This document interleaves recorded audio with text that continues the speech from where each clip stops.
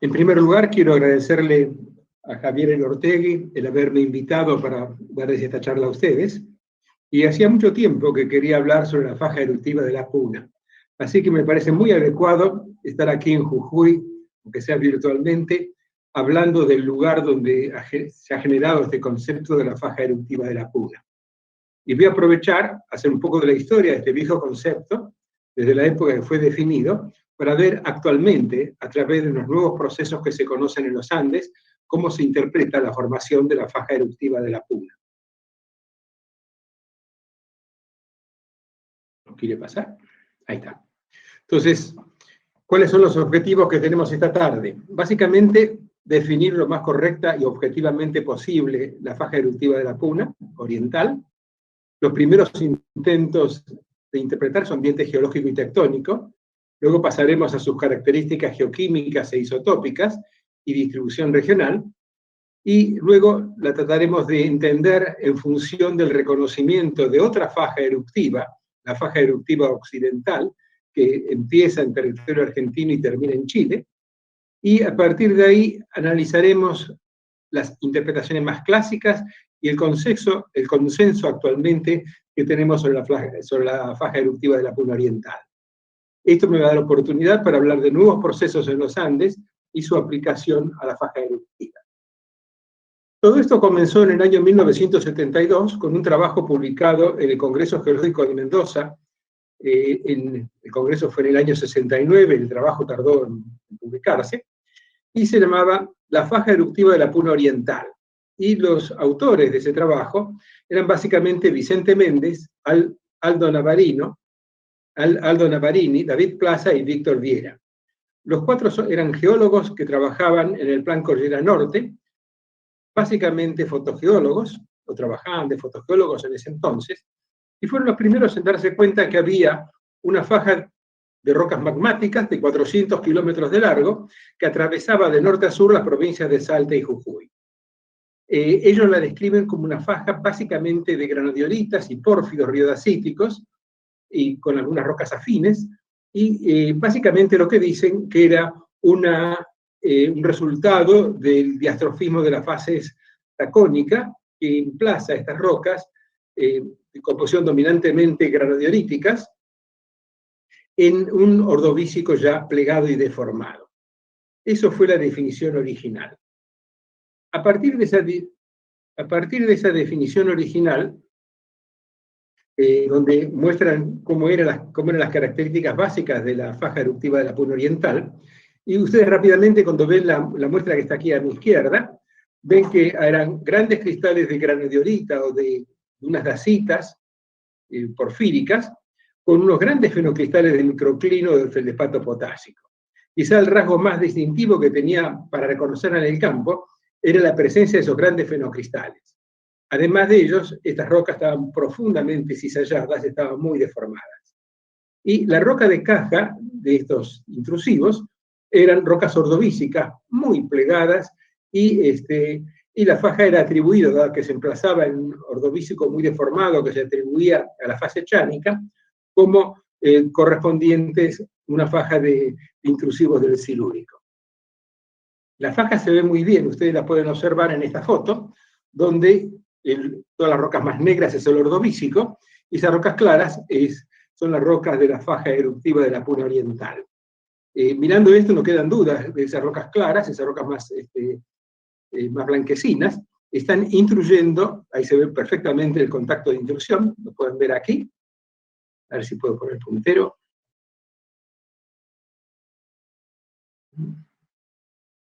Opciones de puntero. Acá. Lo pueden ver aquí, cómo es el contacto intrusivo sobre las rocas ordovícicas. O sea, observando esto, no queda ninguna duda que estos granitos están intruidos en secuencias ordovícicas, en este caso al sur de San Antonio de los Cobres, y que esas secuencias ordovícicas están profundamente deformadas. En esos años yo me encontraba haciendo mi tesis la defendí en diciembre de 1970, y en mi tesis ya me había llamado la atención, y que realmente cuando uno observaba las rocas del Paleozoico inferior, era muy evidente que había un ambiente de plataforma eso se ve muy bien en la zona de la Sierra de Zapla, llegando a Salta, en el Cerro San Bernardo, donde hay areniscas de grano grueso, muy bentónicas, muy cercanas a la costa, que grada, digamos, transicionalmente hacia el oeste, a rocas más pelíticas, hasta llegar a una zona donde predominan las turbiditas. Este contacto entre las fases de plataforma y la cuenca más profunda coincidía con la presencia de toda una faja de intrusivos, en aquel tiempo yo también hablaba de intrusivos, de origen granodiolítico, muy deformados. Estas rocas ordovícicas estaban en discordancia sobre granitos como el granito de Tastil, que ustedes ven acá abajo, y yo diría que básicamente había cierto consenso en la gente que trabajaba en Jujuy y en Salta, de que esta faja de dirección norte-sur estaba realmente intruyendo al ordovícico y a un ordovícico muy deformado. Esto lo puse en mi tesis del año 70, y en el año 72 lo publiqué por primera vez en un trabajo en el congreso correspondiente en el mismo que apareció la faja eruptiva. Entonces, lo que decíamos con bastante seguridad, porque aquí había numerosos fósiles, había graptolites, en el Arenigiano se podía distinguir una cuenca interna, la más profunda hacia el oeste, de una cuenca externa de ambiente de plataforma. Lo importante de ese trabajo en aquel entonces era que gran parte de estas rocas se consideraban muy deformadas como precámbrico. Nosotros encontramos graptolites en la parte más interna de la puna, en forma similar a los encontró Gilberto Aciñolaza. Roleri también encontró graptolites. Todos esos graptolites fueron encontrados en el lapso de 1 o 2 años, así que desapareció básicamente después de ello el precámbrico al oeste de esta plataforma y se convirtió realmente en rocas ordovícicas muy deformadas. Aquí tenemos otras vistas donde se puede observar mejor las características de esa faja eruptiva. Ustedes ven aquí los fenocristales de feldespato, pero ven ya perfectamente la intensa cizalla, la gran deformación que tiene la faja eruptiva. Esa gran deformación producía unos cristales de cuarzo muy azulados, que era otra característica que tenía la faja eruptiva de la puna. Uno observaba rápidamente que el cuarzo tenía esos tonos azulados, eran brechosos, lo que era indicativo de la intensa deformación. Aquí vemos también cómo eran esos pórfidos, con esos fenocristales, y aquí un detalle más cercano de cómo era el tipo de roca. O sea, esos fenocristales están profundamente cizallados. Yo diría que el cuarzo azul, los fenocristales cizallados y esa intensa deformación eran las características básicas que nos permitían distinguir la faja eruptiva de la puna. En esos años, poco después de estas primeras observaciones, la doctora Beatriz Coira hizo su tesis doctoral, y la hizo en la continuación norte, en la faja norte o el sector norte de la faja de la puna oriental. ¿Y qué encontró ella? Ya de los primeros cortes que realizó, vio que esas rocas no eran intrusivas, dado que tenían texturas ignimbriticas y evidencia de sedimentación subáquea. Había un montón de texturas que indicaban que esas rocas se habían cristalizado debajo de la superficie del agua. Y además agregaba en su tesis de que además de esas rocas dacíticas o riolíticas dominantes que ya observaba, teníamos también asociados en forma bimodal la presencia de basaltos espilíticos que tenían características algunas alcalinas y otros subalcalinos. Eso lo evidenció muy bien en su tesis doctoral, y después lo incorporó en la hoja Brapampa, hoja que realizó para el Servicio Geológico Nacional en el año 79. Esto fue el principio de la discusión, porque la discusión ¿era una secuencia volcánica subáquea o era una serie intrusiva? Y si era una secuencia volcánica subáquea, la edad tenía que ser de las rocas sedimentarias con las cuales se interdigitaba. En eso apareció en acción el doctor Heinrich Walburg, que también hizo la tesis en parte de esta faja eruptiva de la Puna Oriental, y él la hizo básicamente en el sector norte, y en el sector sur. Y en el sector sur no hay ninguna duda, vemos aquí las fotos de Walburg, donde vemos las mismas rocas graníticas profundamente cizalladas, los grandes fenocristales de feldespato potásico, y en detalle una roca absolutamente triturada. El doctor Walburg, en su primera interpretación, dijo, bueno, esto corresponde a una gran megafractura, en aquel tiempo decía una gran mega shear, y esa megafractura tenía una cizalla de desplazamiento sinestral. O sea que básicamente lo que él decía, que esa faja que observamos de la Puna Oriental era el resultado de una gran megacizalla de nivel regional que afectaba a todas estas rocas. Si comparamos la propuesta nuestra, que hablábamos de un ambiente de plataforma externo y un interno, los estudios de Walburg en su tesis doctoral permitieron realmente, con mucho mayor precisión, confirmar que estábamos en presencia de un sector más profundo, la cuenca interna, que él lo interpretó correctamente como una cuenca de antepaís. Ustedes pueden ver que la cuenca antepaís arrancaba básicamente a partir del Arenigiano, a los 470, y llegaba hasta la base del Silúrico. En cambio, en el otro sector, donde tenemos el ambiente de plataforma, el ambiente de plataforma empezaba básicamente en la base del Ordovícico y llegaba hasta el Arenigiano Ariambirniano. Entonces, él asoció que, evidentemente, había una fase de plataforma y una fase interna.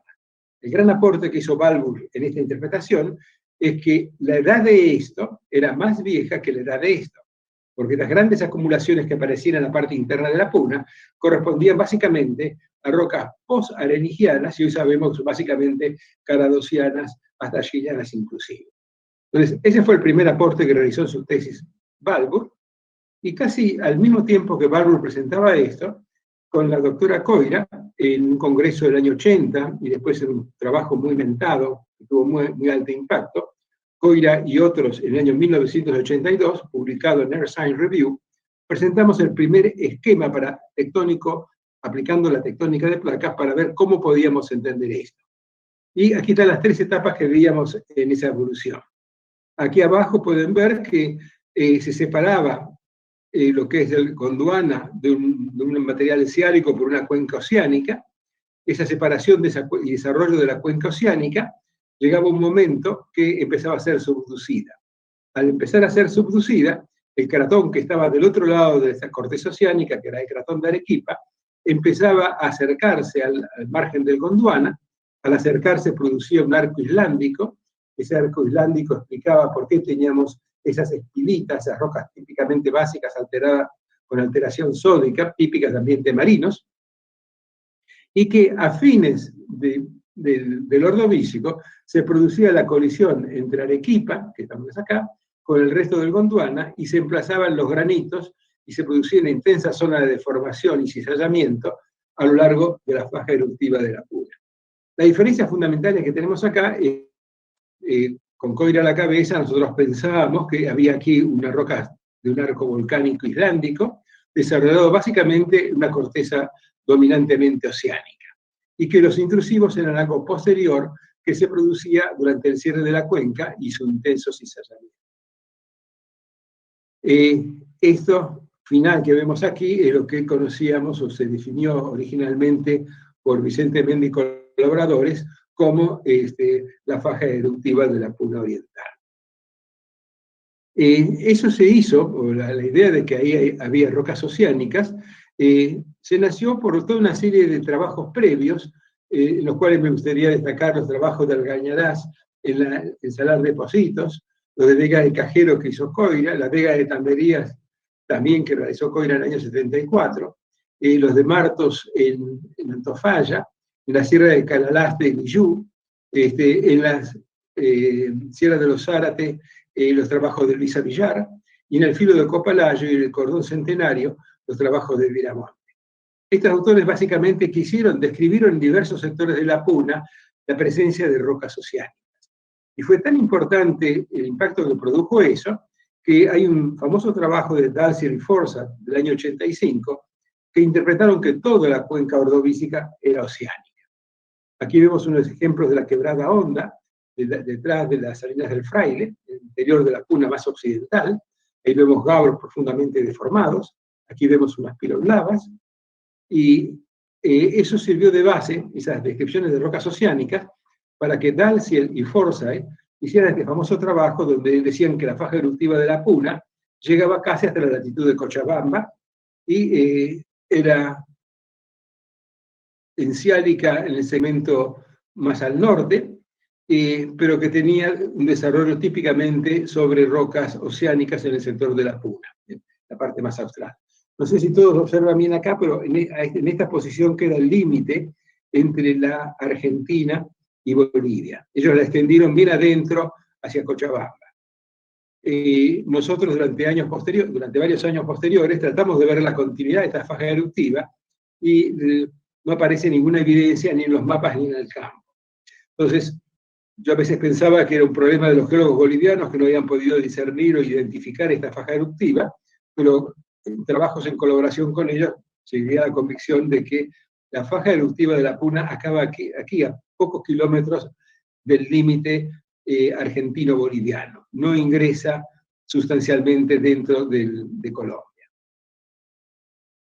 Y aquí tenemos las dos interpretaciones contrastantes en ese momento, desde el punto de vista de la tectónica de placas, la que habíamos propuesto con Coira, que era básicamente a partir de una corteza oceánica, subducción de un arco de islas, y finalmente la colisión del macizo de Arequipa para producir la faja eruptiva de la Puna.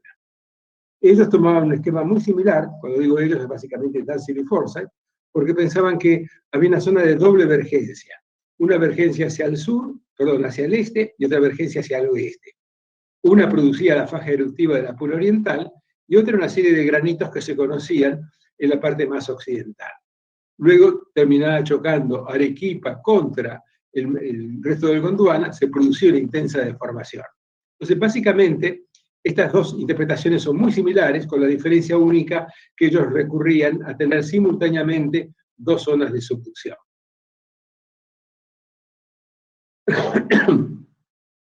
En ese interín, en un trabajo publicado en la Revista Geológica de Jujuy, que yo lo había presentado en el año 83, pero apareció publicado en el 86, ese trabajo estaba basado en los apuntes de clase que yo tenía, que lo habían impreso los estudiantes de la Universidad Nacional de La Plata, y esos apuntes también mencionaban que la faja eruptiva de la Puna se había desarrollado básicamente a través de una subducción del bloque de aquel tipo decíamos Antofalla, que es una parte de Arequipa, por debajo del borde gondwánico.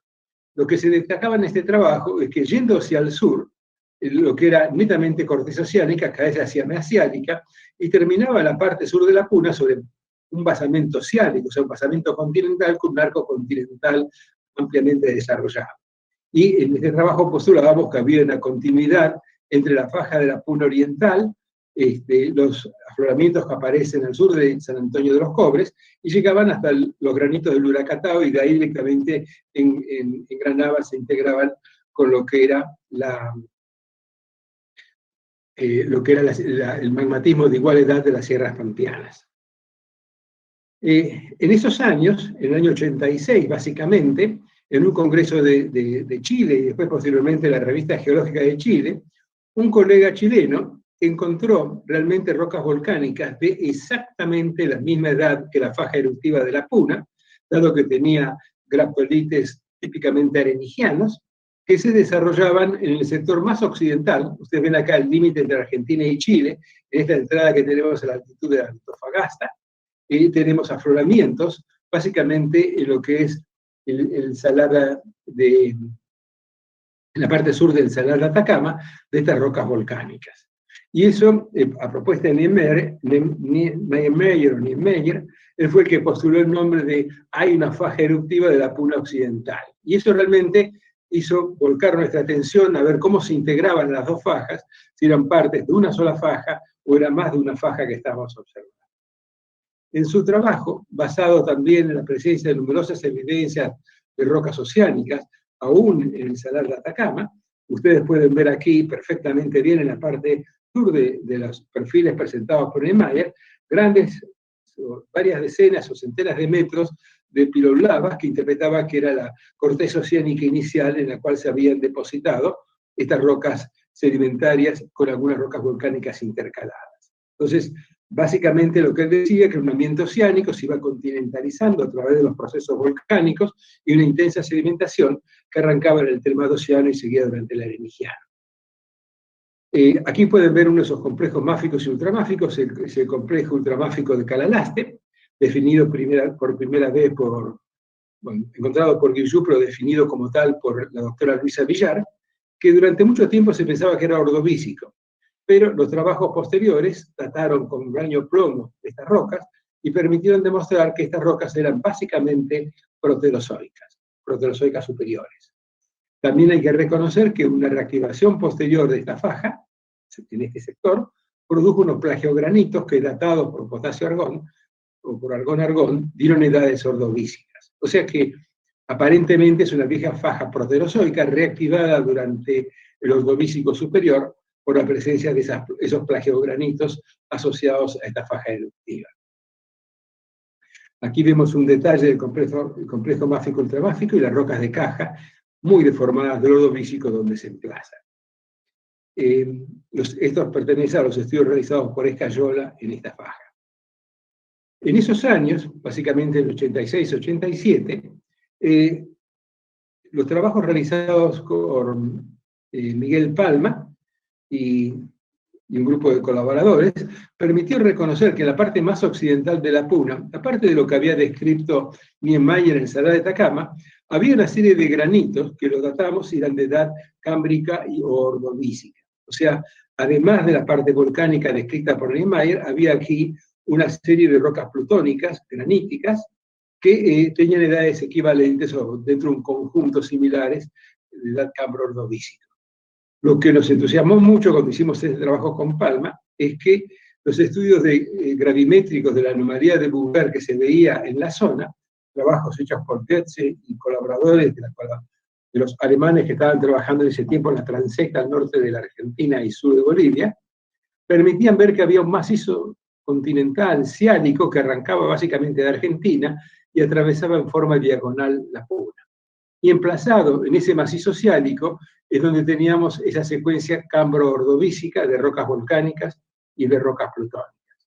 Entonces, a partir de ahí supimos que había una secuencia volcánica de edad arenigiana por sus graptolites, asociada a rocas plutónicas, que era parte de lo que Niemeyer había definido como la faja eruptiva de la puna occidental. En el interín, cuando uno ve la edad de publicación, hace esto mucho ruido porque este trabajo que ustedes ven acá de Hervé tardó como 2 o 3 años en publicarse, y Hervé, influenciado por el trabajo de Dalziel y Forsyth, propone también, para explicar esto, una doble vergencia de la subducción hacia el lado argentino y subducción hacia el lado chileno. Básicamente se iniciaba como nosotros lo habíamos propuesto, pero en este trabajo que es de Hervé, Rapella, Godoy, otros más, y Ramos y otros, un trabajo multitudinario, enfatizaban la presencia de estos granitos en el sector básicamente chileno de la faja eruptiva de la puna occidental. Aquí ustedes pueden ver la reconstrucción que propone Hervé, que hay una gran faja eruptiva de la puna, que él la hace asociada a los granitos de las sierras pampeanas, y esta faja eruptiva de la puna entraría en el lado chileno. En este trabajo del 87 la interrumpe en el borde argentino-chileno. ¿Por qué? Porque el trabajo se fue hecho en el 85. Por eso, en el trabajo que les he mostrado anteriormente, que viene del 86, fue hecho después, nosotros tomamos conciencia que esa faja ingresaba en Chile, muy importante en ese sector. En el interín hice mi primer ensayo sobre la historia colisional de esta parte de América del Sur, donde a través de este trabajo suscitó unas grandes discusiones. Y durante 15, 20 años hubo intensa discusión de las cosas que nosotros proponíamos. Sin embargo, hay cosas que han quedado. En primer lugar, nosotros sosteníamos en ese trabajo del año 88 que el Pampean Terrain, lo que ahora llamamos Pampia, era independiente del cratón del Río de la Plata. Esto era el cratón del Río de la Plata y esto era la zona de Pampia. Criterio que todavía sigue siendo válido. También en este trabajo decíamos que la Patagonia era alóctona, que había una zona de subducción. También hay consenso en esto.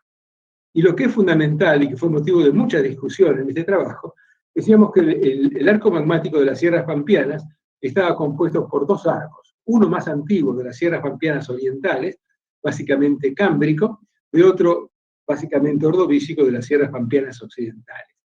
Y el arco de las sierras pampeanas occidentales es el que se continuaba por la faja eruptiva occidental. Y aquí ustedes pueden ver que nuestra faja eruptiva de la Puna Oriental la terminamos casi en el límite con Bolivia, porque aparentemente no había más evidencia de que continuase hacia el norte.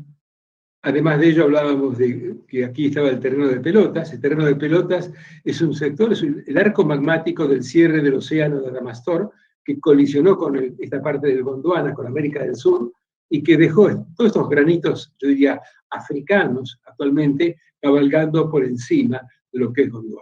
Esto sigue teniendo vigencia todavía. Y aquí ustedes pueden ver lo que era la precordillera. En ese tiempo había sido interpretada como un terreno desplazado, que era el nombre más conservador que teníamos para los terrenos que se sospechaban que podían llegar a ser alóctonos. Entonces, la faja eruptiva de la Puna, a partir de esto, se desvanece en Bolivia, y el arco principal famatiniano es el que entraba básicamente en Chile, y que continúa sobre los bloques cratónicos de Antofalla y Arequipa. En este trabajo seguíamos interpretando de que la faja eruptiva de la Puna Oriental se había producido por subducción de corteza oceánica por debajo del Gondwana. Aquí pueden ver dos tiempos, el proterozoico cámbrico y el ordovícico. Durante el proterozoico cámbrico había habido una subducción de lo que es el cratón del Río de la Plata por debajo del terreno de Pampia. Cuando esto se colisionaba y se cerraba, hoy día sabemos que no es 570 esta colisión, hoy sabemos que esta colisión se produjo a los 530 millones de años. Es un problema de la calidad de las dataciones que teníamos en ese momento, pues sigue siendo vigente de que hubo una colisión primero del lado oriental de las sierras pampeanas y luego recién chocaba el cratón o el bloque cratónico de Arequipa contra esta zona muy atenuada de corteza oceánica y escasos remanentes continentales. Entonces, lo importante que teníamos aquí en las sierras pampeanas, unas sierras pampeanas orientales, con un orógeno y una faja magmática básicamente precámbrica-cámbrica, y aquí teníamos toda una gran faja que se continuaba en la faja eruptiva de la Puna Occidental y en la Puna Oriental, por rocas volcánicas, básicamente bimodales yendo hacia el norte. En el interín hubo muchos intentos de explicar esto. Básicamente, uno de los más elaborados fue la propuesta de Damm. Damm era un geólogo, alumno del doctor Seil, profesor alemán que estaba trabajando en Argentina y Chile en aquellos años, que él decía, bueno, que aquí se formó una gran cuenca oceánica y que lo que era la faja de la Puna Oriental era nada más que una faja eruptiva de tipo intraplaca que no tenía nada que ver con la subducción. Mientras que también se producía en forma especular otra faja eruptiva occidental, las dos eran una evolución enciálica sin necesidad de tener la presencia de subducción de corteza oceánica. Este es un extremo de las interpretaciones.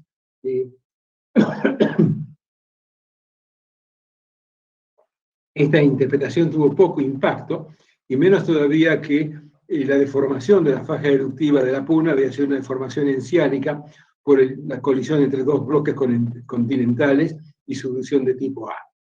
Esto está muy bien dibujado, está muy bien presentado el trabajo, pero realmente no causó ningún impacto en el conocimiento geológico, en las interpretaciones geológicas que teníamos de la faja eruptiva de la Puna.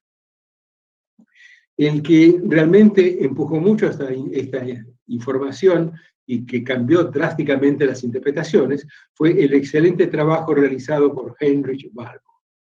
Heinrich Walburg es básicamente un sedimentólogo, o sea, su gran experiencia y formación era como sedimentólogo. Y fue el primero en estudiar las paleocorrientes de la Puna y ver que casi todas las paleocorrientes iban hacia el norte, pero la procedencia venía básicamente del oeste. Y esa procedencia del oeste él la interpretó como originada en lo que era un arco volcánico. En este arco volcánico todavía no sabía si este arco volcánico era Arequipa o era otro bloque intermedio, no se jugó por eso, pero decía que sí, había una cuenca de antepaís porque esto se empezó a cerrar, al cerrar se formó una cuenca de antepaís y esto produjo la gran subsidencia y la gran cantidad de turbiditas. A su vez, presentó los primeros datos geoquímicos de la faja eruptiva de la Puna Occidental, demostrando que era un arco asociado a subducción. O sea que esto se producía por subducción, si bien no la dibujaba acá, pero se suponía que había una subducción por debajo de esto, porque este era un arco volcánico alcalino. Aquí en un diagrama FM podemos ver perfectamente bien el tren calco-alcalino que tienen estas rocas, que van de rocas más básicas a rocas más ácidas, una diferenciación que es característica y típica de los arcos volcánicos asociados a subducción. Esto fue un gran paso adelante, pero todavía la evolución tectónica tenía algunos problemas. Ustedes pueden ver aquí, en este diagrama, hace la relación entre lo que pasa en Chile y Argentina, que en Chile hay un gran predominio de rocas volcánicas, de edad ordovícica básicamente, y que a medida que vamos hacia Argentina empieza a haber mayor cantidad de rocas sedimentarias, hasta llegar básicamente a lo que es la fase de plataforma. Entonces, esta interpretación y esta disminución del espesor en la parte central, la interpretó como que en esta parte central, que sea un dorso periférico. Ustedes saben que toda cuenca de antepaís desarrolla por la carga tectónica aquí un dorso periférico asociado a la zona de máximo hundimiento, y él interpretó esta bajada que había en los espesores como la presencia de un dorso periférico. Y ustedes ven aquí la interpretación final de su tesis doctoral, publicada recién en el año 90, donde todo empieza con una subducción del bloque de Arequipa por debajo de la faja eruptiva de la Puna Occidental. Entonces, presten atención que esto es importante. Él pensaba que Arequipa era un bloque independiente que subdujo por debajo de la Puna, en este caso occidental, produciendo un arco volcánico en este sector. Y aquí, en la parte de la faja de la Puna Oriental, él pensaba que había cierta extensión, que cuando se cerró la cuenca por la colisión del bloque de Arequipa contra el arco volcánico, al cerrarse se producía el dorso periférico. Entonces, básicamente, ¿cuáles son los conceptos que introduce Balbo? Uno, que esto realmente es un arco volcánico asociado a subducción. Dos, que se interrumpe la subducción porque colisiona Arequipa contra el arco volcánico, y que esto que había sido una zona de descensión original coincide después en la etapa de la cuenca de antepaís con el peripheral bulge, o el dorso periférico de esa cuenca. Y a medida que sigue llegando o colisionando el bloque de Arequipa, termina de justaponer o de cabalgar en la faja eruptiva de la Puna Occidental, con sus rocas altamente deformadas, ordovícicas, y un ascenso notorio de lo que sería el dorso periférico. Y de aquí quedaría las sierras subandinas del otro lado del dorso periférico. Esta es una acabada interpretación que hizo Balbo, y que al año siguiente la modificó porque se dio cuenta que básicamente, si ustedes miran esto, aquí lo que colisiona es Arequipa contra el arco, y ahora, un año después, se dio cuenta que el arco está decididamente encima de Arequipa. Entonces tenemos una fase donde está Arequipa tranquilo, con una cuenca en ambiente de plataforma, el shelf que indica él acá, y que después el arco cabalga encima de esta cuenca de antepaís y deforma y produce una intensa subsidencia y levantamiento del dorso periférico. Lo que él no encuentra explicación, el trabajo fueron de Balbo y Breitkreuz, los dos habían sido estudiantes alemanes del Dr. Seil, que habían hecho sus tesis, Balbo en Chile y Argentina, y Breitkreuz básicamente en Chile, y los dos en forma conjunta hicieron este trabajo posterior. Lo que es correcto de este trabajo es que básicamente llegan a la conclusión que el arco magmático es el mismo Arequipa. Queda sin explicar por qué esto que estaba todo tranquilo y feliz con un arco magmático en pleno funcionamiento, de golpe empieza a cabalgar y producir la cuenca de antepaís. Pero vamos a tener que esperar algunos años para entender qué es lo que le pasó a este arco que empezó a cabalgar por encima de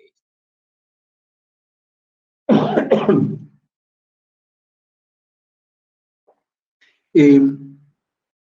En años subsiguientes, y a través de intensas polémicas con la doctora Coira, empezó a evolucionar el modelo, y básicamente él interpretaba que la faja de la Puna Oriental era nada más que una zona de extensión por donde salían las espilitas, y que después, cuando se produce la deformación, el cabalgamiento de Arequipa por encima de de la parte interna de la puna, aquí se emplaza los cuerpos intrusivos de la faja de la puna oriental. Básicamente lo que quiere poner énfasis en esta interpretación Walburg es que la faja eruptiva de la puna oriental de norte a sur es básicamente una fase intrusiva que se pone después de la deformación que tenemos acá, emplazada dentro de esto, y está acompañando los últimos estertores de esa deformación. Entonces, él sigue insistiendo de que la faja eruptiva de la puna oriental es realmente una faja intrusiva, como lo había dicho en su momento Vicente Méndez. En el año 97, en conjunción con los colegas chilenos, básicamente es un trabajo que hace Walburg con Hervé, un gran geólogo chileno que trabajaba también en ese momento en el norte de Chile, comparan la interpretación realizada por mí con la nueva propuesta que ellos tienen. ¿Cuáles son las grandes diferencias que tienen? Bueno, ellos admiten que la precordillera es alóctona, ellos admiten que el Pampean Terrain tiene, digamos, una máxima expansión cuando entra en Bolivia, como la indican ustedes, como se ve acá en este gráfico, y que básicamente el terreno de Arequipa y Antofalla continuaban y llegaban aquí hasta el sur. La diferencia fundamental es que ellos piensan que Arequipa, Antofalla, se continúa con el terreno de Chileña en la parte sur. Está acá segmentado por una falla, la falla del Valle Ancho, pero básicamente continúa. En cambio, en esta interpretación, el terreno de Chileña queda en la parte interna y acá queda el terreno de Arequipa, Antofalla. O sea que no es uno la continuidad de otro. El hecho de hacerlo más angosto aquí Arequipa, Antofalla le permite decir que es parte continua con el terreno de Chileña. En esa misma interpretación vuelve a insistir ahora en forma más conjunta de que sí, realmente, en este caso Walburg y Hervé reconocen que hay formación de corteza oceánica, subducción por debajo de la faja eruptiva de la puna oriental, se cierra la subducción y termina finalmente cabalgando esto encima de esto. Entonces, infelizmente, como esto está por el año de publicación, a veces no hay coherencia cuando uno ve de norte a sur o las diferentes etapas. En este caso, ellos, el aporte más importante que realizan en esta interpretación que ustedes ven acá, es que en las sierras pampeanas ellos reconocen decididamente una subducción por debajo de la parte interna. Y a medida que vamos hacia el norte, esa subducción se interrumpe. Ustedes lo pueden ver acá, en el sector sur, correspondiente a la cordillera oriental y Salto Jujeña, reconocen todavía la presencia de subducción, pero cuando van al sector norte, básicamente más allá de lo que sería, vamos, de Jujuy hacia el norte, básicamente desaparece el arco volcánico, el arco magmático que ustedes ven acá, y básicamente lo que tenemos es la intrusión de una serie de pórfidos en esta zona de debilidad. Pero van a ver que poco a poco empieza a perfilarse la interpretación y a tener consenso. Y yo diría que después de varios congresos y mucha discusión, entre los diferentes trabajos que realizó Coira, aquí puse nada más que los dos principales, pero hay numerosos trabajos que hizo la doctora Coira, especialmente después de ir a Australia y estudiar cómo son las fases subáqueas muy bien representadas en el Paleozoico de Australia, vino con renovadas energías y se unió a otro grupo de geólogos como Magda Kujarski, Juan Carlos Mirré, que en la sierra de Cochinoca y al oeste de San Antonio de los Cobres habían identificado riolitas y dacitas submarinas intercaladas. Por otro lado, tanto en ese año como en los años posteriores, Walburg siguió insistiendo y postuló que eran rocas intrusivas que se emplazaban en rocas ordovícicas deformadas. Este criterio que proponía Walburg coincidía con la descripción original hecha por Méndez y por las interpretaciones o las descripciones que hizo Turner posteriormente, que asumían que era una roca intrusiva y post-deformación ordovícica. Esto también es aceptado por otro geólogo alemán, un excelente geólogo alemán, el doctor Klaus Schwab, que estaba levantando la hoja Siques, al oeste de San Antonio de los Cobres, que también llegó a esas conclusiones, eran rocas intrusivas y posteriores, de edad básicamente silúrica. ¿Por qué tanta discusión y por qué tanta tantos extremos en la interpretación, y porque básicamente la doctora Coire trabajó dominantemente en el norte y Balbour trabajó en el sur.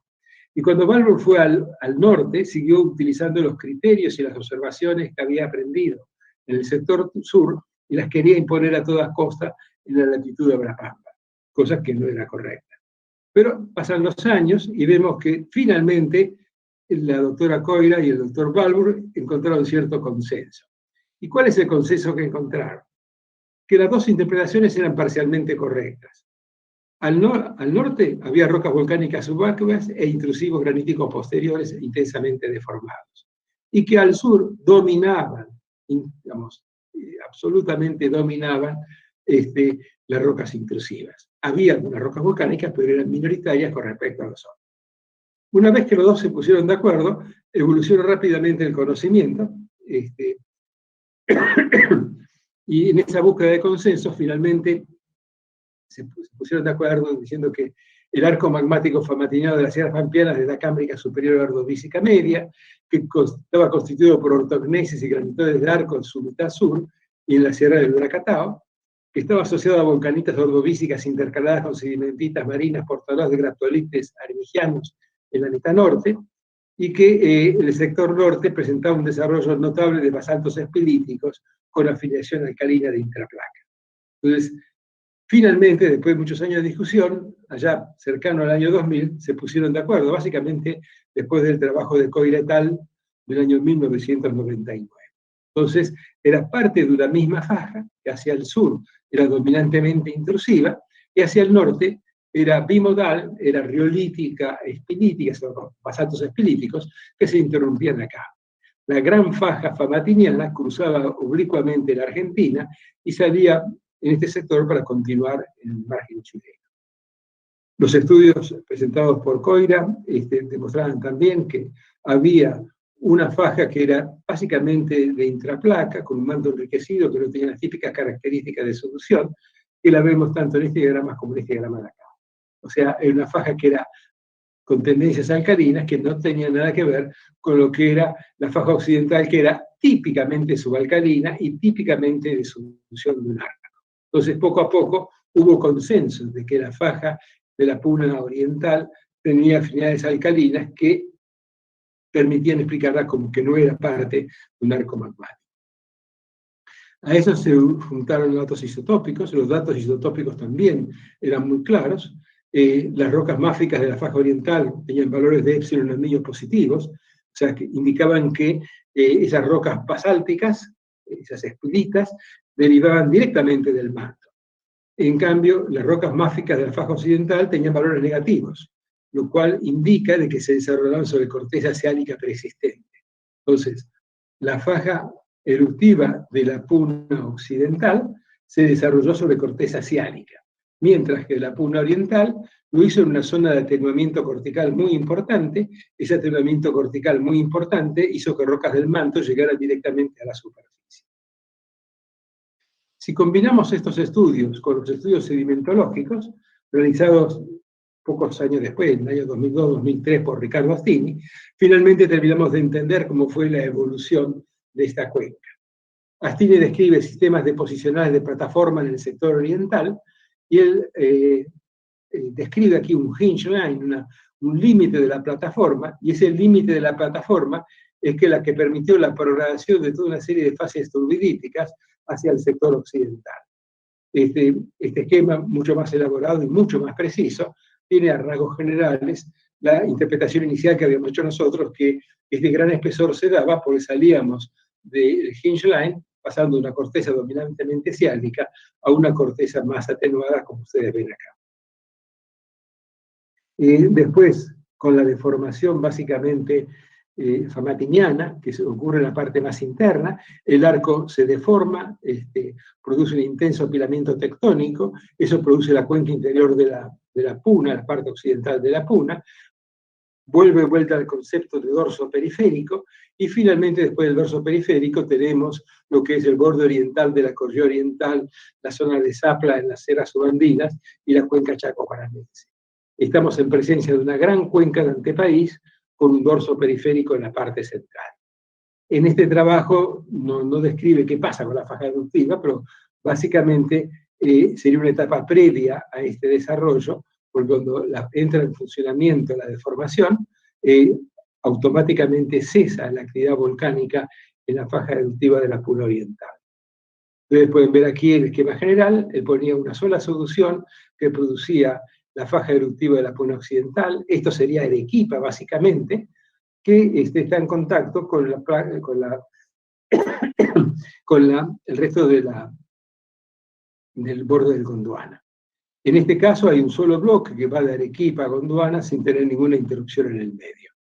Y él dice la diferencia más significativa con la interpretación de Heinrich Walburg, el que dice que no hay fascias profundas, que hay un gran apilamiento de fascias, una progradación muy importante, pero siempre sistemas turbidíticos que no son profundos, sino más bien asociados a un frente del Taito. Entonces, finalmente se acordó, digamos, por consenso que esta era la interpretación, pero todavía tenemos problemas. ¿Qué pasa con la faja eruptiva de la Puna? Y aquí me gustaría recordar un trabajo que hizo Riccardo Marini, nuestro querido Riccardo Marini, que hizo las primeras dataciones, hizo unas dataciones rubidio-estroncio con la colaboración del doctor Umberto Cordani en la parte sur de la faja eruptiva de la Puna. Yo destaco este trabajo porque fue la primera datación que hubo de la faja eruptiva de la Puna, que dio 471 millones de años con un gran error de más o menos 12.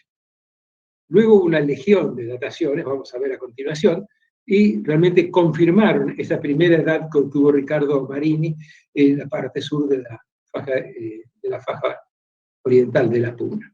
Aquí vemos ya una gran cantidad de dataciones que presentan y compilan, en este caso, Walburg, en un trabajo reciente del año 2016, donde dice, bueno, que aquí son todas rocas graníticas, aquí son rocas volcánicas, acepta finalmente y reconoce que la doctora Coira tenía razón, que estas son rocas volcánicas, y también las interrumpen en el límite casi con Bolivia.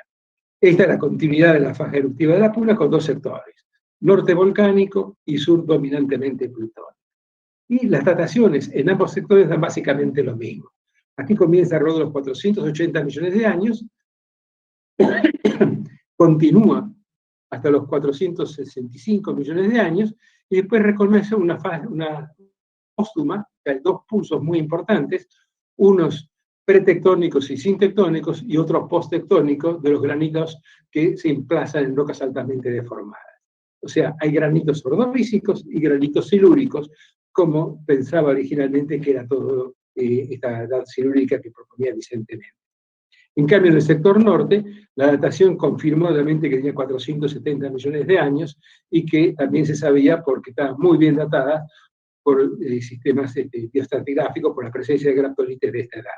Entonces, volviendo para atrás, vemos que el 471 que había propuesto Riccardo Marini se vio confirmado con estos métodos de alta precisión, a pesar de que el rubidio-estroncio era un sistema poco confiable, o actualmente se desconfía mucho de lo que puede ser, porque es un sistema que puede variar fácilmente por alteraciones posteriores de la edad de la muestra. Y Walburg termina su trabajo diciendo, bueno, cuando llegamos a Bolivia encontramos estos grandes cuerpos gábricos, cuerpos máficos, que están casi en el límite con Bolivia. Esto ya es Bolivia, y estos son los últimos cuerpos máficos que aparecen al norte de la Sierra de Cochinoca. Acá vemos uno y acá vemos otros más atrás. Entonces, y aquí entra en un trabajo muy interesante, que está poco mencionado, poco conocido, básicamente porque se publicó en la Universidad de Berlín como una tesis. La tesis la hizo en el año 97 y la publicó en el año 98. Aquí voy a perder unos minutos, si tengo tiempo, falta muy poco, para decir quién es Alfredo Gangue. Alfredo Gangue era un geólogo, hizo su trabajo final de licenciatura conmigo y hizo la tesis doctoral bajo mi dirección junto con el doctor Goetze, y siempre se caracterizó por su profundo dominio de las matemáticas. Le gustaba la geología y le gustaban las matemáticas. Entonces, por eso fue aceptado en la Universidad de Berlín para hacer la tesis. Cuando estaba terminando la tesis, yo recibo un llamado telefónico del gerente de la empresa Total, y me dice, profesor, estamos buscando un geólogo, pero es un geólogo con características muy especiales.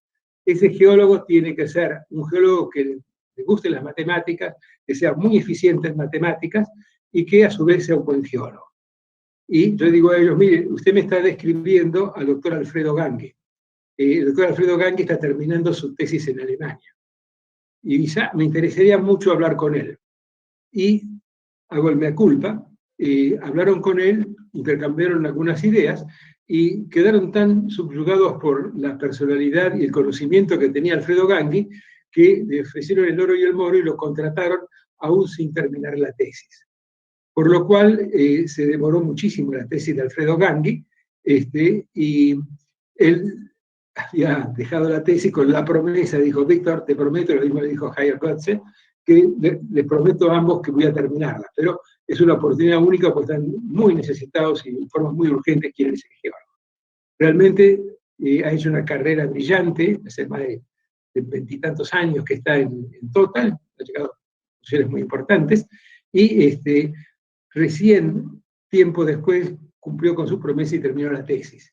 Y esta es una de las mejores tesis hechas en la faja eruptiva de la Puna Oriental. Para ubicarse, no sé si todos ven aquí el límite entre Bolivia al norte y Argentina, este es el límite internacional, y ustedes van a ver que en este sector de acá hay una gran anomalía de Bouguer positiva, y que se continúa al norte, en Bolivia, en esta parte de acá al norte, tenemos esta anomalía aquí y esta anomalía de este lado. Esta gran anomalía positiva, la única forma de poder explicarla es interpretar o identificar una gran cantidad de rocas máficas en el subsuelo de la faja de la Puna Oriental. O sea, no hay forma de explicar eso si no hay una gran densidad de rocas máficas. Entonces, para explicar esas rocas máficas, en su tesis recurre que hubo una zona de extensión que produjo corteza oceánica, y después el cierre produjo el emplazamiento tectónico de parte de estas rocas en los niveles corticales superiores. Esta tesis tiene otro mérito también muy importante, y es la primera vez que una interpretación fehaciente con mucho detalle ubican la sutura entre el terreno de Pampia y el terreno de Arequipa-Antofalla. Y, oh, qué casualidad, esa sutura coincide básicamente con la faja eruptiva de la Puna Oriental. Entonces, me saco el sombrero, reconozco que ese trabajo ha sido poco citado, poco conocido, pero el primer trabajo que fehacientemente demuestra con métodos geofísicos y con trabajo de campo geológico y con abundante interpretación de líneas sísmicas, que la faja oriental, la faja eruptiva de la Puna Oriental se emplazó en coincidencia con la sutura entre Pampia y el cratón de Arequipa-Antofalla. Y esto nos trae a colación en dónde estamos en este momento en la interpretación tectónica de ello. En el último trabajo que hicimos con Coira, llegamos a la conclusión de que, si acá vemos a partir de los 500, 490 millones de años, se deposita el grupo Mesón en una cuenca episutural, como fue interpretada por Salfiti, que el grupo Mesón tiene una zona de subsidencia asociada a esa cuenca episutural, que después, tengo que empezar al revés, pero empecemos del norte, va a ser más. Tenemos el cratón de Antofalla que choca contra Pampia, en el Gremiliano, o sea, el mesoproterozoico, después se separa y se va a Antofalla, después empieza a subducir y produce los granitos de Tastil de la cuenca poncoviscana, y después termina colisionando, y en esa sutura se desarrolla el grupo Mesón. Quiere decir que realmente la sutura que estamos viendo fue una sutura que se desarrolló originalmente durante el mesoproterozoico, que fue abierta por el desarrollo de corteza oceánica, volvió a subducirse para producir los granitos como el de Tastil, de edad pampiana, y nuevamente cuando terminó de chocar Antofalla o Arequipa contra el cratón de Pampia, se volvió a reactivar esta sutura. La reactivación de esta sutura en el Cámbrico originaron la cuenca episutural del grupo Mesón, como propone Salfiti. Entonces, estamos viendo una vieja zona de debilidad entre la sutura de ambos cratones. Entonces, parafraseando y siguiendo un poco entonces lo que proponía Gangi, tenemos aquí la sutura, el neoproterozoico, ambiente extensional que produce una cuenca de trasarco con un solo arco hasta la Arequipa. Después esto termina cerrándose y produce un emplazamiento tectónico, Esto es en el sector de boliviano, en el sector argentino, la extensión fue mucho mayor, dado que hay gran volumen de espilitas, como muestra Gangui en su tesis doctoral, y después el cierre produce una reactivación nuevamente de la misma sutura que teníamos en el precámbrico, se produce de vuelta una reactivación de ella en el ordovícico. Entonces, básicamente con esto hay un consenso generalizado. Lo que no explicamos por qué este arco que estaba tranquilamente funcionando termina finalmente deformando toda la secuencia. Y para eso tenemos que ver un poco cómo ese arco magmático famatinano hacia el norte. Tenemos las sierras pampeanas, de las cuales hemos hablado, donde hay un arco magmático muy bien desarrollado. Este arco magmático continúa en la cordillera de Marañón, y en todo lo que es el territorio boliviano y el sur del Perú, todo el ordovícico está representado en fases sedimentarias. ¿Dónde está el arco? El arco se desvía de aquí, entra en Chile, sigue por la costa, y aquí pega un salto muy importante de más de 200, 300 kilómetros, y se instala en la parte interna. Entonces, tenemos rocas metamórficas de alto grado y medio en las sierras pampeanas, asociadas a rocas ofiolíticas hacia el este. En el altiplano no tenemos nada de eso, y en la cordillera de Marañón volvemos a tener exactamente lo mismo que teníamos en las sierras pampeanas. Entonces, ¿por qué ocurre la misma cosa aquí en el norte que en el sur? Y básicamente porque en el sur tuvimos la colisión del terreno de Cuyaña, que deformó todas estas rocas y dejó este arco dentro del continente. En la cordillera de Marañón ocurrió la colisión del terreno de Paracas, que también produjo lo mismo en el norte. Y aquí nunca hubo una colisión en el ordovícico, dado que el cratón de Arequipa, que había colisionado en el Proterozoico medio, permaneció unido a Tuana, desarrollando nomás con una cuenca de Trasarco. Y el arco magmático se dio en este borde del cratón de Arequipa. Entonces tenemos dos arcos magmáticos bien desarrollados internos y un arco externo a lo largo del margen. Entonces, esto básicamente nos está enseñando de que las sierras pampeanas se continúan a través de la faja eruptiva occidental en Chile, y dentro de Chile es el margen chileno y el sur del Perú corresponden a la faja esta famatinana. Ustedes pueden ver aquí cómo en esta faja del cratón de Arequipa, o bloque cratónico de Arequipa, se desarrolla el arco magmático famatinano. Y esta es la vieja sutura proterozoica media, que también continúa en este lugar. Aquí esta estructura fue reactivada muy intensamente en el Proterozoico superior y débilmente reactivada durante el Ordovícico inferior a Ordovícico medio. Entonces, aquí me gustaría terminar con un nuevo concepto, que es el concepto de Inner Arc, que es un concepto que ha sido introducido en el Perú por Alan Clark y que nos explica un montón de fenómenos que vemos en la... En primer lugar, ya los trabajos estructurales que había realizado Roeder básicamente en Bolivia, tanto en el sistema subandino como en la cordillera oriental, demostraban que había unos 250 kilómetros de acortamiento de la parte superior de la superficie. Y que cuando producía ese acortamiento y decía la sección estructural de este y la balanceaba, o sea, restauraba la sección estructural a su posición inicial, tenía varios problemas. Uno de ellos, que un 20% de la corteza inferior se perdía, y no sabía cómo se perdía. Faltaba 20% de corteza inferior. ¿Qué significa eso? Que había más corteza superior que inferior y había desaparecido el 20% de esa corteza inferior. Y lo que es más grave todavía para él es que no sabía qué hacer con el manto litosférico, porque si aquí acortamos 250 kilómetros, supongamos, esta es la situación inicial, acortamos 250 kilómetros, bueno, ¿qué hacemos con el manto litosférico si tenemos que acortarlo 250 kilómetros? Porque el manto litosférico es algo muy rígido que no se puede apilar tectónicamente como lo hace la corteza. Entonces, hace falta un modelo, un sistema, una mecánica que nos permita remover de este lugar el manto litosférico y parte de la corteza.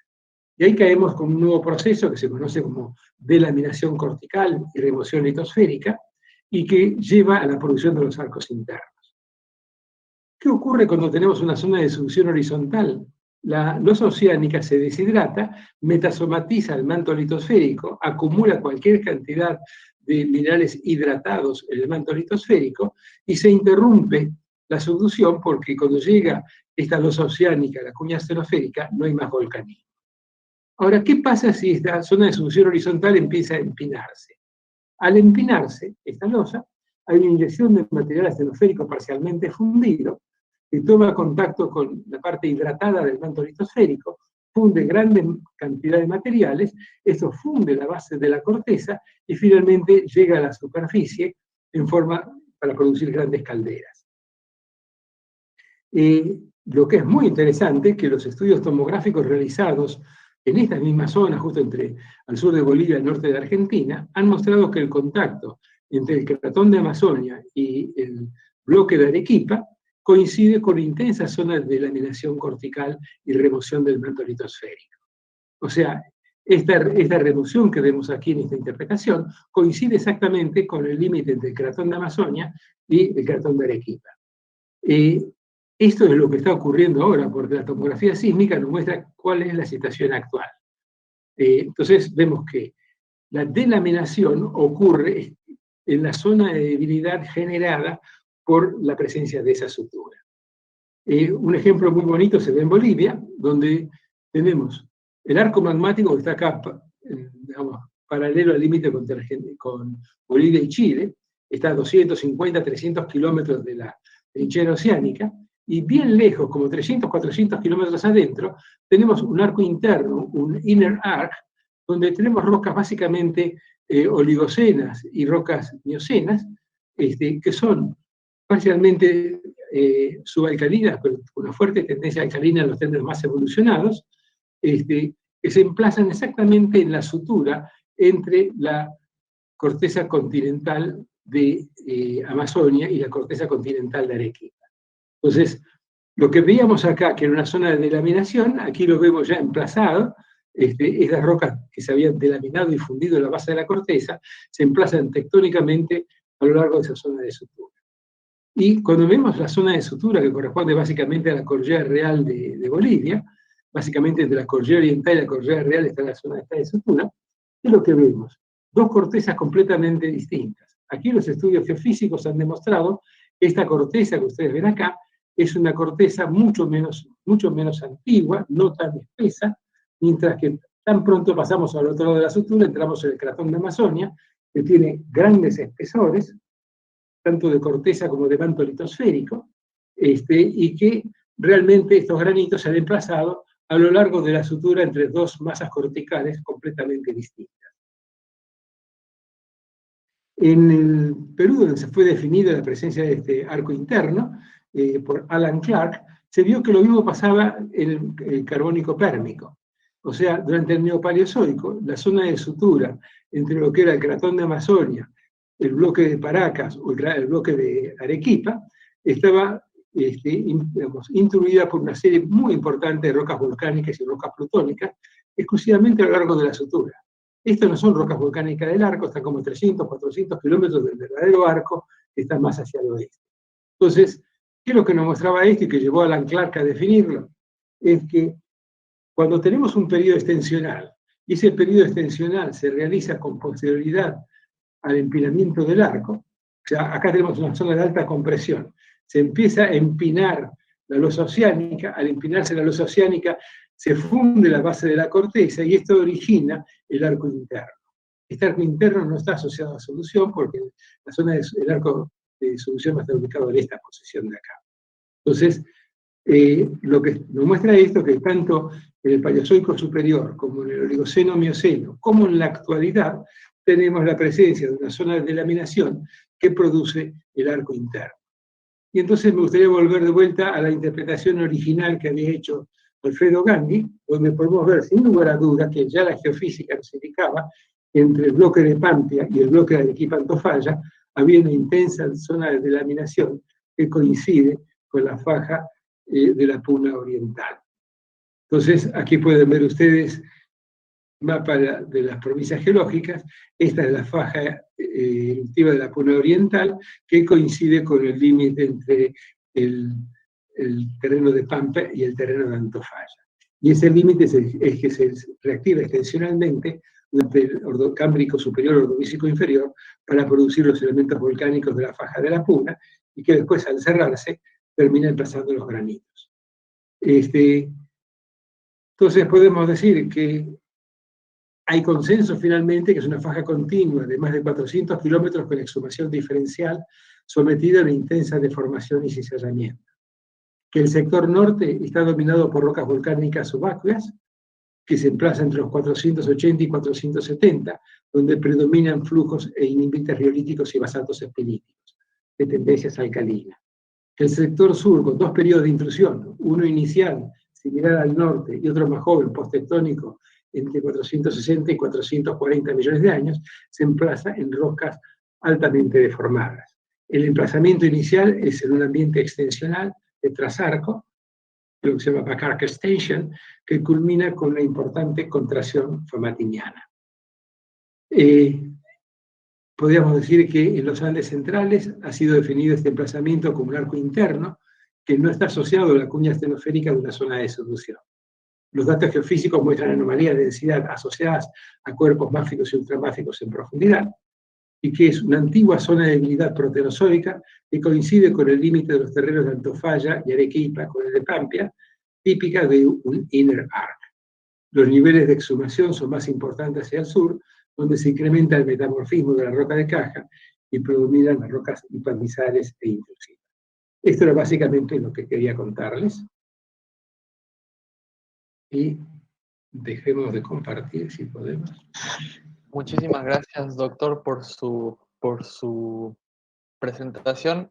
Hemos tenido rozando las 100 personas entre YouTube y el Google Meet que hemos estado escuchando y disfrutando de la historia de estas teorías. Le agradezco nuevamente por su tiempo y por su presencia en esta charla. Y pasamos ahora a la sección de preguntas y respuestas, si les parece que las pueden hacer por el chat.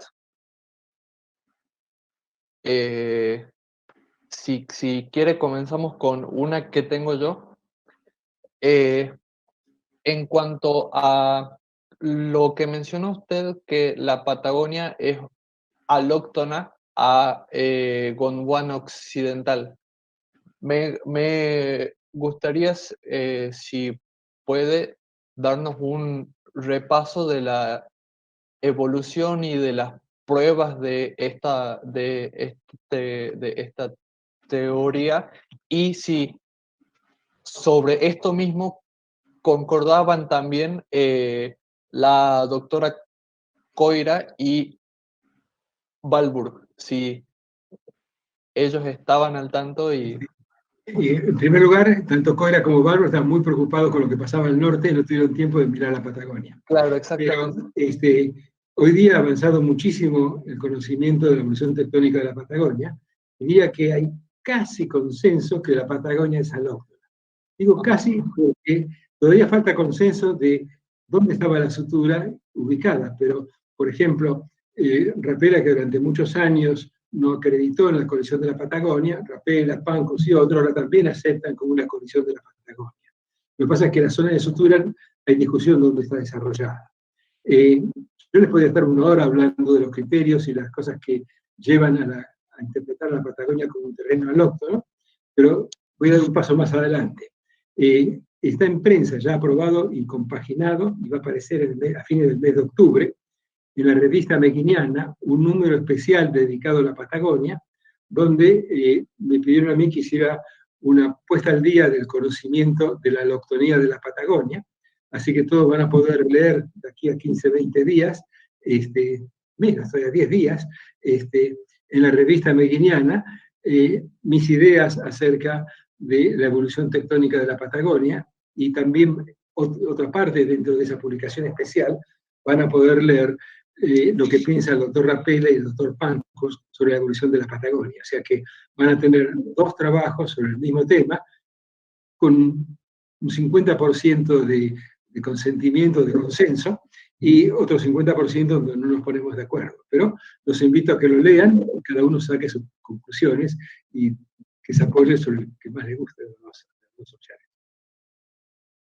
Genial, justo a tiempo con la charla vamos a tener esos dos trabajos para leer como tarea para la casa.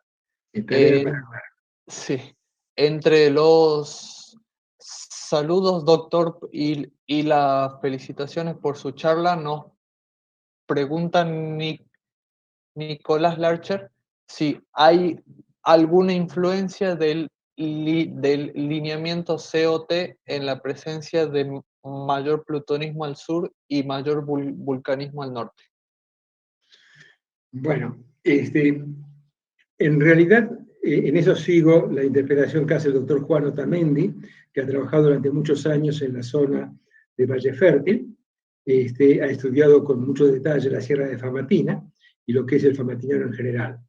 El doctor Juan Otamendi dice que la gran diferencia entre el norte y el sur, porque esa diferencia se conoce ya de los trabajos de González Bonorino del año 1950. González Bonorino fue el primero en decir, señores, lo que en el centro de la Sierra Pampeana son rocas metamórficas de mediano a alto grado. Cuando vamos a la zona de Tucumán baja el grado, seguimos hacia el norte, pasa fase de esquistos verdes y finalmente desaparece el metamorfismo. Y paralelamente a eso tenemos rocas plutónicas y pavizales y rocas volcánicas. Entonces, básicamente lo que describe Bonorino son diferentes niveles de exhumación. Hacia la parte sur tenemos exhumado corteza inferior a media. En la parte intermedia, corteza media superior. Y en la parte más al norte, solamente corteza superior, no hay gran exhumación. Ahora, la pregunta es, ¿por qué ocurre eso? Y ahí viene la explicación de Otamendi. Él dice que en el segmento central norte, digamos, estuvo bajo la influencia de la colisión del terreno de Cuyania, que es un bloque alóctono que venía de Laurentia, que colisionó contra el margen, y donde tenemos bien desarrollada la colisión de Laurentia, tenemos la máxima exhumación. Hacia el norte y hacia el sur disminuye la exhumación, debido a que la colisión solo en su sector central tiene corteza inferior a media. Lo que me olvidé de explicar es, ustedes se recuerdan que en uno de los esquemas que mostré decía, bueno, Balbour y Brightsburg se dieron cuenta que el arco magmático estaba directamente sobre Arequipa, y que de golpe ese arco magmático estaba tranquilo y feliz, empieza a cabalgar el resto de la puna. ¿Por qué ocurrió eso? ¿Cierto? Ellos en ese momento no podían explicarlo. Hoy lo sabemos. Lo que ocurrió es que estaba todo tranquilo. ¿Por qué? Porque en ese momento el movimiento absoluto del Gondwana era en coordenadas actuales hacia el este. Cuando Gondwana se desplazaba hacia el este, la cola del movimiento, o sea, la parte trasera del movimiento, estaba sometida a un régimen extensional. Cuando Gondwana cambió la dirección del movimiento y el sentido, y empezó a ir hacia el oeste, ese cambio produjo un intenso cambio en el régimen tectónico de todo el Gondwana. Ese cambio se registra desde Australia hasta el norte de México, digamos. Y ese cambio se debe a la variación del movimiento absoluto del Gondwana. Aquellos que quieran leer un poco más sobre esto, les recomiendo el trabajo del año 2009. Entra en ResearchGate, busquen ramo 2009, y ahí van a ver un trabajo donde se habla del movimiento absoluto del Gondwana.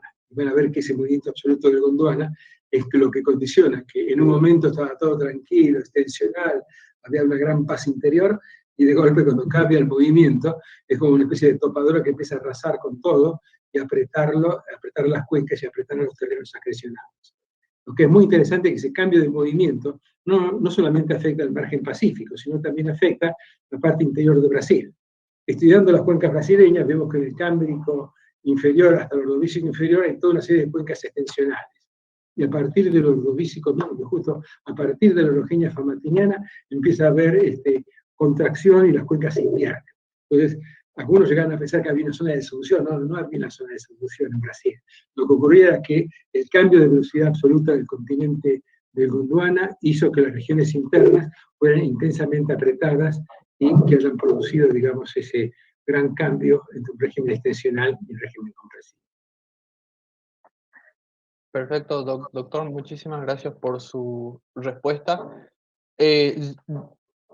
Ya que somos más o menos pocos y conocidos en la charla, los invito a que si quieren prender el micrófono y hacer acotaciones de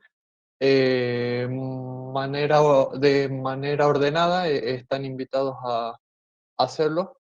Hasta eso le leo, doctor, una pregunta de Juan Pablo Villalba. Le agradece por la charla y pregunta, ¿cómo se explica la generación de un margen extensional en un sector de sutura con engrosamiento cortical como el caso de Pampia y Arequipa-Antofalla? Bueno, hay que hablar de en qué momentos y a qué tiempos, ¿cierto? Porque en un momento, cuando teníamos un régimen extensional, estaba todo mucho más delgado que en la actualidad. Cuando empezó la contracción, se engrosó Arequipa, se engrosó lo que era la faja eruptiva de la Puna, se engrosó todo con la contracción porque hubo apilamiento tectónico. Entonces, lo que vemos nosotros en este momento en Arequipa, lo que vemos nosotros en este momento en lo que es la faja de la Puna Oriental, no es el espesor original. El espesor original era mucho menor, era mucho más atenuado.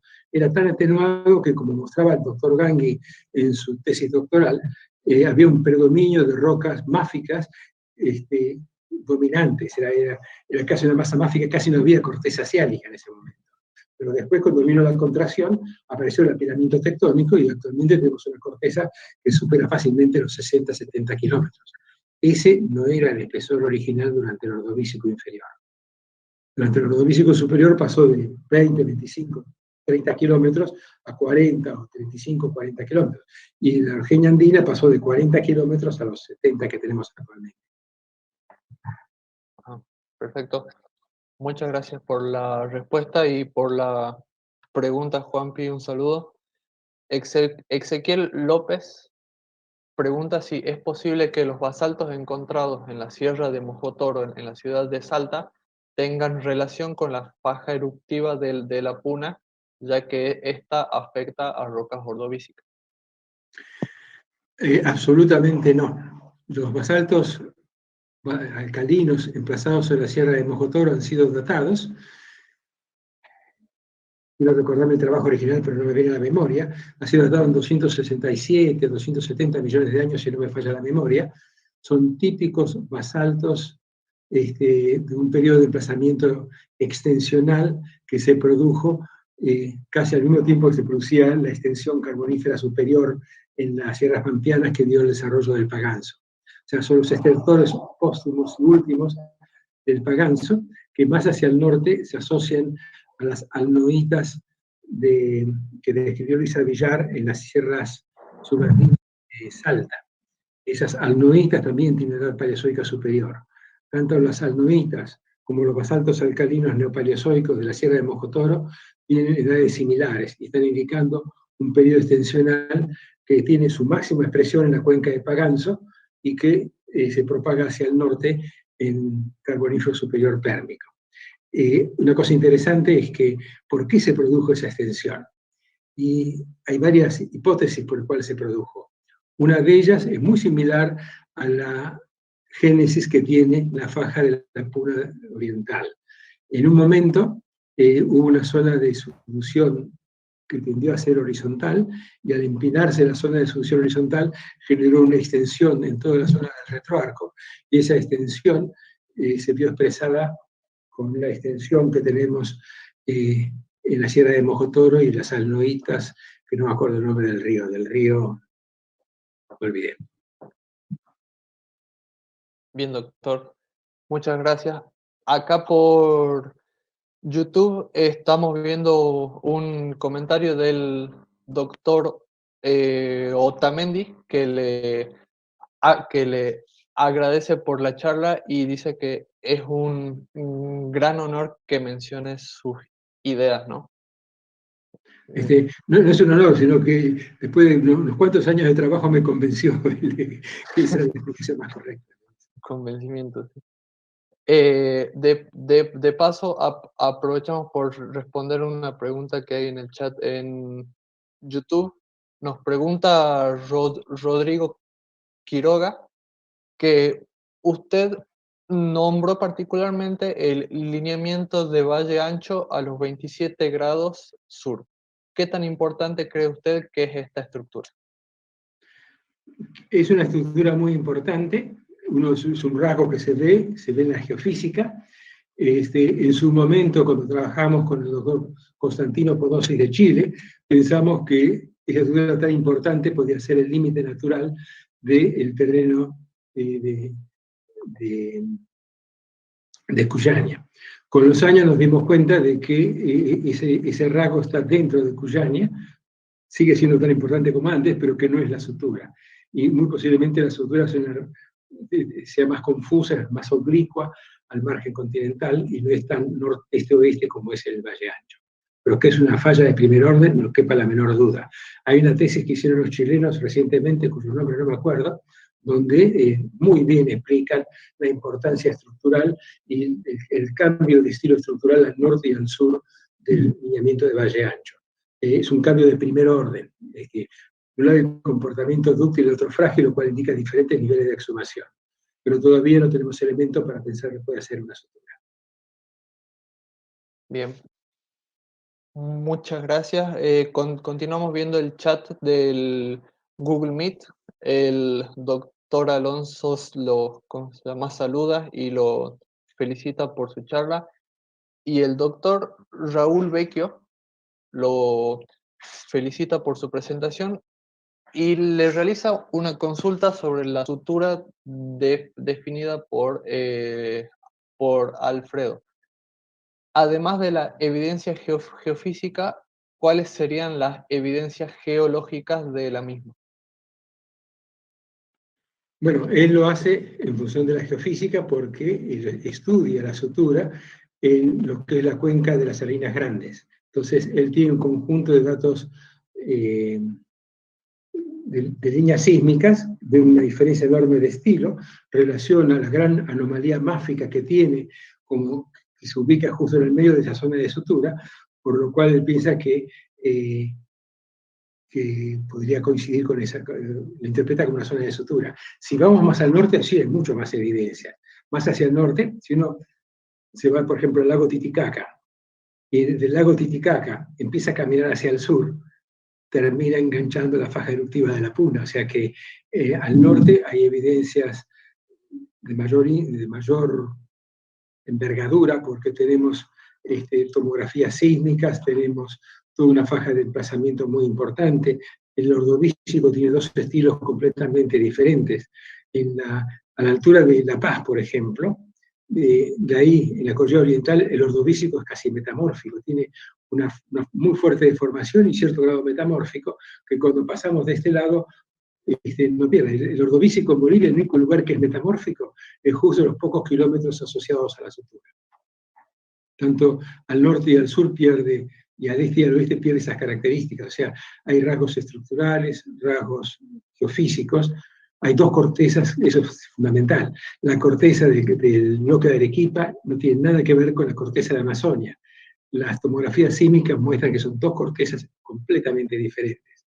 Entonces, esos rasgos son los rasgos de primer orden que nos permiten interpretar que lo que hizo Gangui en el norte de Jujuy y Salta se puede seguir perfectamente con cosas mucho más duras, con cosas mucho más firmes, más objetivas hacia el norte. Bien, doctor, gracias. Nos pregunta a Adrián Canelada, ¿cómo se justifica tectónicamente el magmatismo bimodal de la faja eruptiva? Eso es muy típico en todas las zonas de extensión. Cuando uno tiene una corteza ciálica que se va atenuando, ocurren dos procesos. La primera parte del proceso es una fusión de parte de la corteza. Esa fusión de la corteza origina magmas riolíticos o riodacíticos o dacíticos que se emplazan a niveles superiores en forma de indindritas o pórfidos o domos intrusivos. Y simultáneamente, a medida que avanza la extensión, empieza a aparecer material del manto que llega a la superficie. Fíjense ustedes que eso tiene características alcalinas, lo cual indica que el porcentaje de fusión de ese manto no es muy grande. No ha llegado a formar corteza oceánica, porque para formar corteza oceánica hace falta un 25% de porcentaje de fusión. Y con 4, 5, 6, no más de eso, podemos tener un basalto alcalino. Hasta con 3, 4% de fusión tenemos un basalto alcalino. Lo que llama la atención de estos basaltos que son espilíticos. Y al ser espilíticos, queremos decir que son basaltos subacuos que se han emplazado en un ambiente por debajo del nivel del agua, o sea, dentro de un medio acuoso, en este caso marino, han tenido una fuerte alteración sódica y eso les dio su carácter espelítico. Entonces, muchas veces cuando miramos un basalto de la dorsal oceánica son basaltos espelíticos, pero lo que pasa es que los basaltos espelíticos de la dorsal oceánica son fuertemente toleíticos y estos no llegan a ser tales. Estos son basaltos alcalinos espelíticos por su alteración posterior en el agua de mar, pero que no tienen las características típicas de una corteza oceánica. Entonces, redondeando la respuesta, es muy común, diría lo más común cuando uno empieza a atenuar una corteza, que al atenuarlo fundamos parte de esa corteza, al pasar de 33 kilómetros a 25, 30 kilómetros, se hunde, al hundir es invadida por el mar, y cuando sigue ese proceso, el magmatismo empieza a interaccionar con el agua de mar. Bien, doctor, muchísimas gracias por la respuesta. Al parecer ya nos queda un comentario del doctor Javier Elortegui, que le agradece la conferencia y nos dice que dentro de toda la información es destacable el trabajo de Raga de Coira en 1973, que es quien propone reconsiderar la entidad en referencia a la faja eruptiva en función de la presencia de las plutonitas granodiuríticas.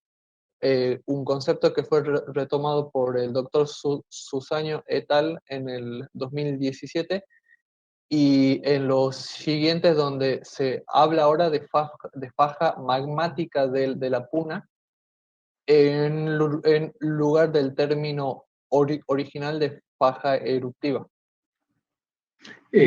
Semánticamente es muy correcto el término. Yo también, yo lo viví de cerca, porque yo trabajaba en el servicio geológico con Betty Coira, cuando Betty estaba luchando con su faja eruptiva y con sus evidencias que no tienen nada que ver. Bueno, si bien la faja fue propuesta por Vicente Méndez, enseguida recibió la bendición de Turner. Y Turner era el máximo pope de la geología del norte argentino. O sea, con la bendición de Turner ya no quedaba más discusión para hacer. O sea, uno dijo que era silúrica y que era intrusiva, y punto. Y la pobre Betty tuvo que luchar varios años porque Turner era su jefe. O sea, para convencerlo a él, no sé si lo habrá llegado a convencer alguna vez, pero Betty tenía razón, era su máquina. Muy, muy feliz de ¿cómo se llama? Saber que una geóloga jujeña fue parte de toda esta historia, de todo este entramado, casi de novela, ¿no? La discusión entre Betty y los otros geólogos.